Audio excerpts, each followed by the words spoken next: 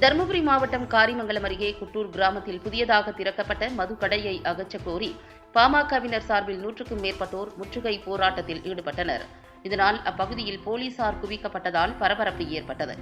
தருமபுரி மாவட்டம் காரிமங்கலம் அருகே போச்சம்பள்ளி செல்லும் சாலையில் அமைந்துள்ள குட்டூர் கிராமத்தில் புதியதாக கடந்த 2 நாட்களுக்கு முன்பு தமிழக அரசு சார்பில் மதுக்கடை திறக்கப்பட்டுள்ளது.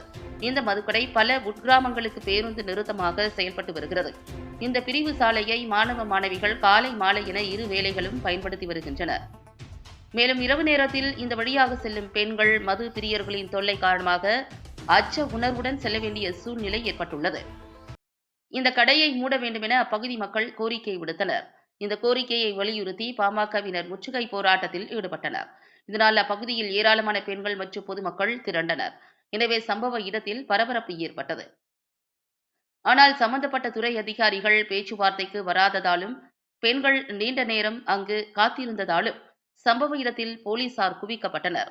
இதுகுறித்து தகவல் அறிந்த காரிமங்கலம் காவல் ஆய்வாளர் பார்த்தீபன் சம்பவ இடத்திற்கு சென்று போராட்டம் நடத்திய பெண்கள் மற்றும் பாமகவினர் இடையே பேச்சுவார்த்தை நடத்தினார். அப்போது மதுக்கடையை விரைவில் வேறு இடத்தில் மாற்றப்படும் என காவல்துறையினர் தெரிவித்ததன் பேரில் போராட்டம் கைவிடப்பட்டது.